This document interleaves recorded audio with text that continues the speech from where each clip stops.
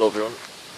So today I'm going to discuss a topic I've taken mostly from the philosophy of Julius Evola, a man who I disagree with in most of what he says, particularly regarding women and regarding all religions striking at the same sort of perennial truth. I'm against this idea.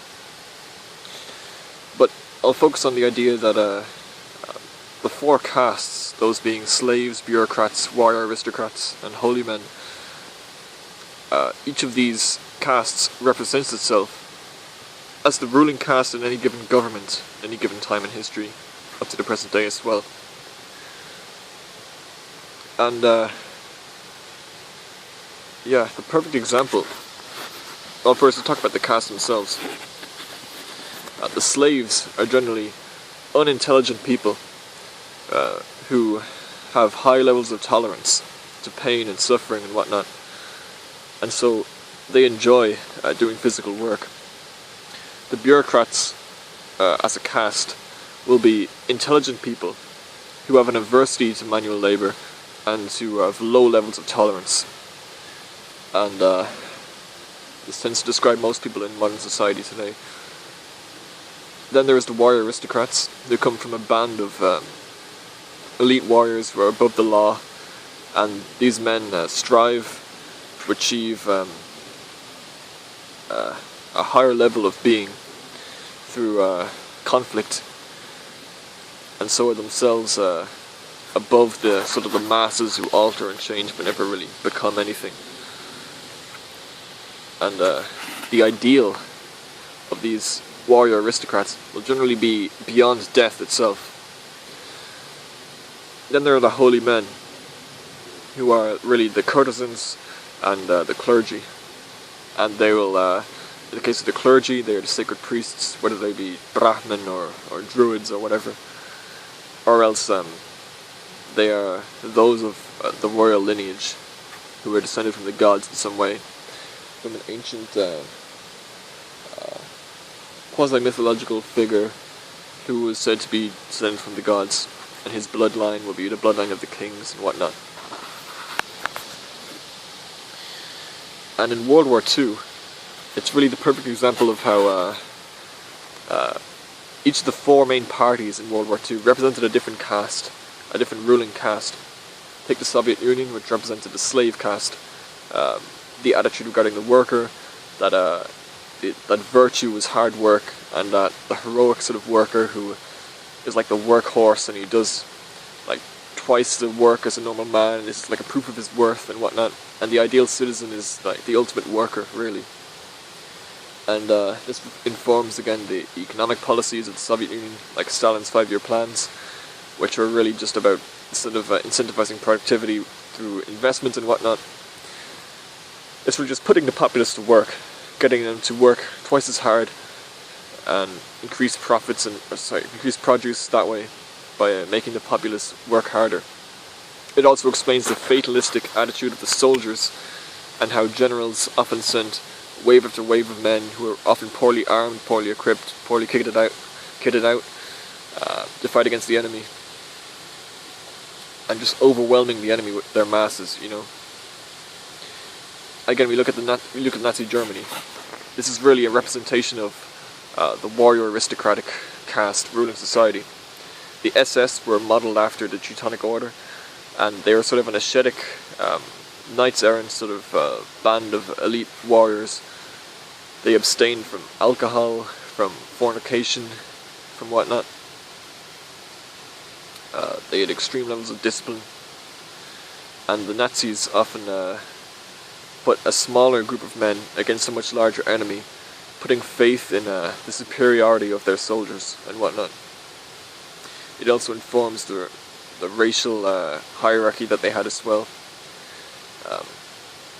And then you look at the Western powers, France, Britain, America, and this is really the same as the countries who rule over the West today, the same attitude. It's sort of the bureaucrats, where war itself was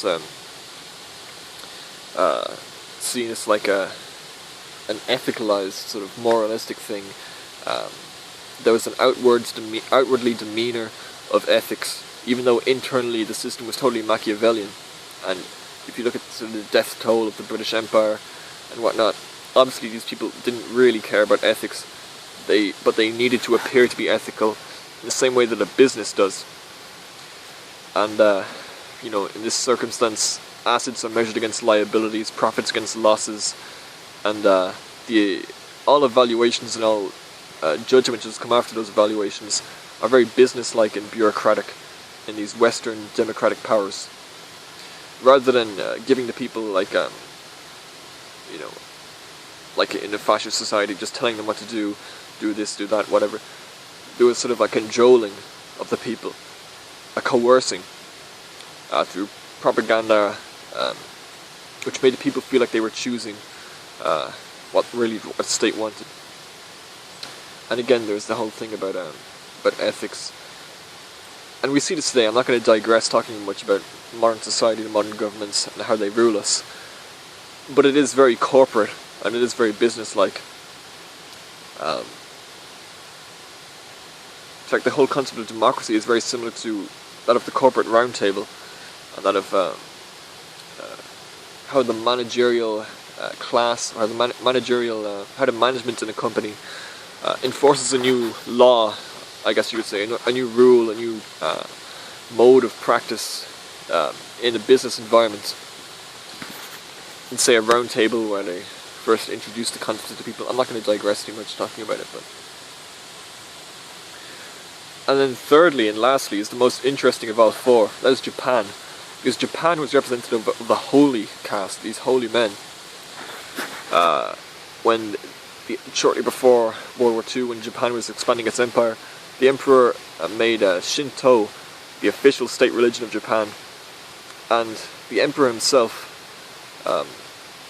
his conception and his upbringing both had to be in line with these divine practices, these divine rituals. He had to be conceived through the blood, first of all, of the blood of the previous emperor, and also through a mating ritual with an avatar of the sun goddess. So a woman who would, a priestess, I guess, who would take the part in sort of a play of the sun goddess herself, and through whatever ritual she would be seen as an avatar of that goddess. And so when she made love to the emperor, it would be like the sun itself was bearing this new sort of solar king, solar emperor, who would then have divine rights to rule. This explains the Japanese attitude to war, especially in the Second World War. Soldiers refusing to surrender after surrender was declared, because it would overrule the divine judgment of the emperor. The justification here is that the emperor lost his divinity by going against the rituals, by surrendering.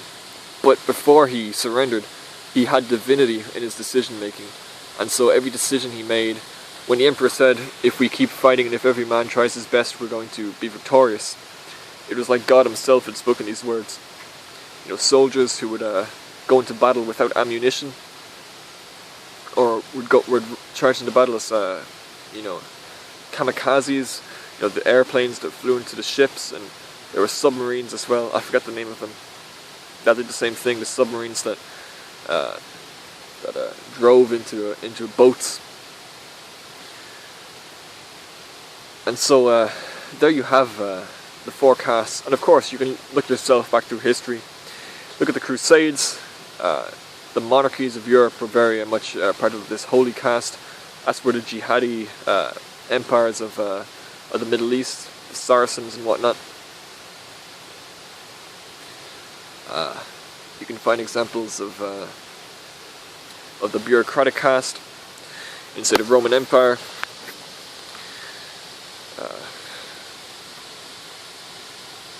And of course, the warrior aristocracy is the go-to caste in a tribal society, and that's actually because the bureaucratic caste in a tribal society hasn't actually emerged yet.